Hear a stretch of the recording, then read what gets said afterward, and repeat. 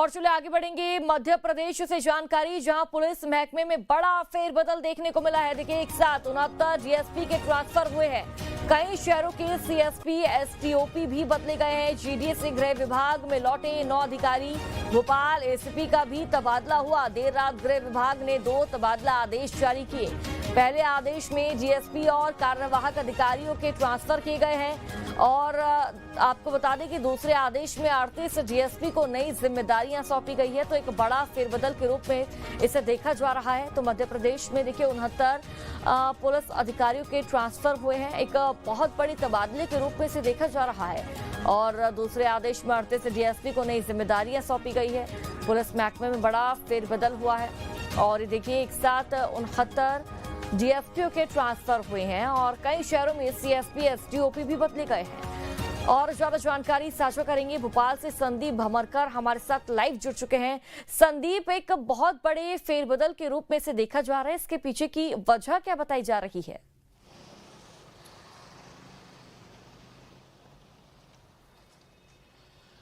देखिए, लंबे अरसे से ये उम्मीद लगाई जा रही थी कि अफसरों के तबादले होंगे और ये केवल राज्य पुलिस सेवा के अधिकारियों के तबादले हैं।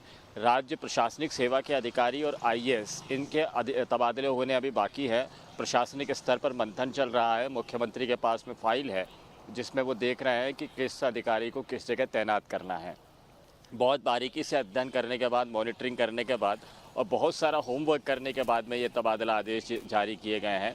फिलहाल जो ये 69 राज्य पुलिस सेवा के अधिकारी हैं, इनके तबादले हैं और बड़े पैमाने पर अदला बदली हुई है। अधिकारियों के शहर भी बदले गए हैं और उनकी जिम्मेदारियां भी बदली गई हैं। तो जहां पर एडिशनल एसपी और डीएसपी स्तर के अधिकारियों के भी तबादले हैं और साथ ही साथ में जो वाहिनियां हैं यहाँ पर भी अधिकारियों को बदला गया है ताकि नए सिरे से जिम्मेदारी दी जा सके।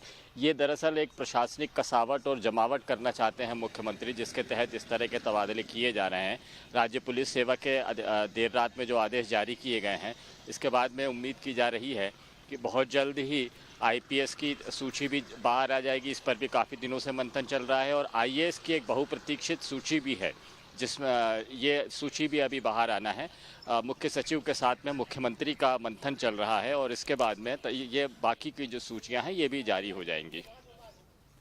ठीक है संदीप, तो एक बड़े फेरबदल के रूप में से देखा जा रहा है, लेकिन जिस तरह से जानकारी मिली कि आधी रात को ये तबादला होता है और 2 तरह के यहाँ पर आदेश जारी किए जाते हैं। पहला जिसमें कि डीएसपी और कार्यवाहक अधिकारियों के ट्रांसफर है, दूसरा 38 डीएसपी को नई जिम्मेदारी सौंपी गई है।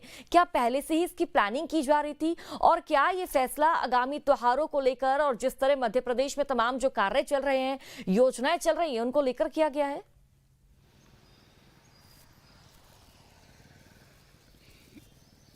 देखिए, मुख्यमंत्री ने 1 साल के दौरान अधिकारियों के कामकाज को देखा है और राज्य में नए मुख्य सचिव भी आए हैं जिन्होंने अपने स्तर पर अलग अलग विभागों की, अलग अलग ज़िलों की समीक्षाएं की है और ये पाया है कि अधिकारियों को की जमावट किस तरह से की जानी चाहिए। उन्होंने कई अधिकारियों के साथ में मुख्य सचिव ने 1-to-1 चर्चा भी की है। उनका खुद का इंटरेस्ट जाना है, ये देखा है कि कहीं एक ही जगह पर पदस्थ होकर वो कामकाज में स्थिरता तो नहीं महसूस कर रहे हैं, नवाचार करने से परहेज तो नहीं कर रहे हैं।